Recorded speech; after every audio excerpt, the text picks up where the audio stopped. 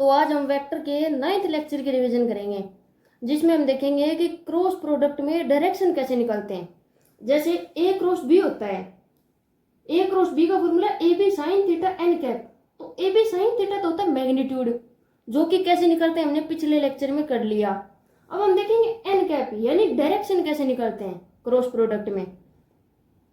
तो cross product में direction निकालने का तरीका होता है राइट हैंड थंब रूल। सबसे पहली बात तो ध्यान रखने वाली यही है कि राइट हैंड का यूज करना है। अब किस तरीके से करना है, तो जैसे ए क्रॉस बी दो वेक्टर है, इनके क्रॉस प्रोडक्ट की डायरेक्शन निकालनी है। तो सबसे पहले हम पहला वेक्टर लेंगे। इसमें पहला वेक्टर क्या है, ए, जो कि ये दे रखा है ए वेक्टर। पहले वेक्टर की तरफ हम हमारी राइट हैंड की चारों उंगलियां रखेंगे। कौन सी हैंड की, राइट हैंड की चारों उंगलियां रखेंगे, और वो इस तरीके से रखेंगे कि उंगलियों की जो आगे वाली डायरेक्शन है, जो आगे वाली साइड होती है, वो वेक्टर के डायरेक्शन में हो, यानी वो एक तरीके से वेक्टर को पॉइंट करे। जैसे हम अब इस तरीके से भी रख सकते हैं, इस तरीके से भी रख सकते हैं, इस तरीके से भी रख सकते हैं, और इस तरीके से भी रख सकते हैं। पहला स्टेप हो गया राइट हैंड का यूज करना है। दूसरा स्टेप है पहले वेक्टर की तरफ चारों उंगलियां रखो, और इस तरीके से रखो कि वो चारों उंगलियां हमारे पहले वेक्टर की डायरेक्शन में हो।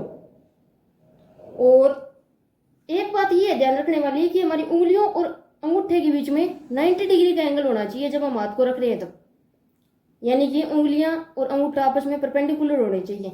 तो अब जैसे पहला वेक्टर ए है, ए की डायरेक्शन में हमने रखी उंगलियां इस टाइप से।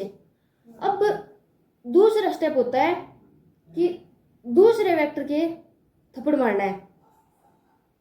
अब अगर इस तरीके से करें, दूसरा वेक्टर क्या है हमारा, बी वेक्टर। बी वेक्टर इस डायरेक्शन में है, तो क्या इस तरीके से थप्पड़ लग सकता है? नहीं। इस तरीके से नहीं, इस तरीके से नहीं।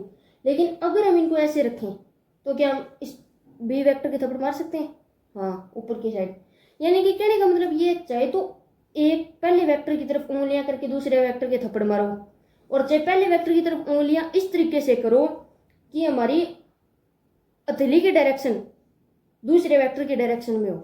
अगर हम इस तरीके से रखते हैं तो हमारी हथेली की डायरेक्शन ये है, और यही हमारे दूसरे वेक्टर की डायरेक्शन है। अब इस तरीके से जब हम हाथ को रखते हैं, दूसरे वेक्टर के थप्पड़ मारते हैं, तो हमारा अंगूठा कहाँ है?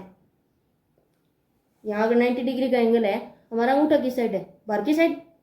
तो इसमें ए क्रॉस बी में वेक्टर की डायरेक्शन, जो तीसरा वेक्टर है उसकी डायरेक्शन कहाँ होगी? आउटवर्ड।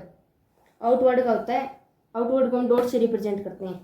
तो ए क्रॉस बी आउटवर्ड, इस तरीके से निकालते हैं डायरेक्शन। पहले वेक्टर की तरफ उंगलियां रखो, दूसरे वेक्टर की थप्पड़ मारो, अंगूठा बताएगा जो क्रॉस प्रोडक्ट की डायरेक्शन आई वो।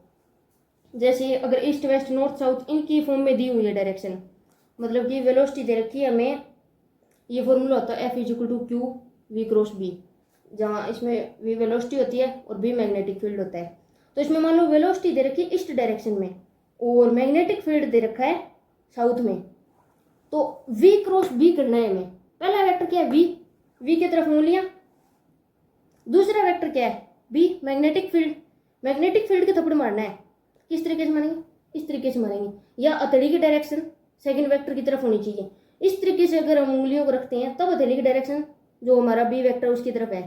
अब अंगूठा कहाँ जा रहा है? अंदर की साइड। V क्रॉस B, अंगूठा इनवर्ड, और इनवर्ड को हम क्रॉस से रिप्रेजेंट करते हैं।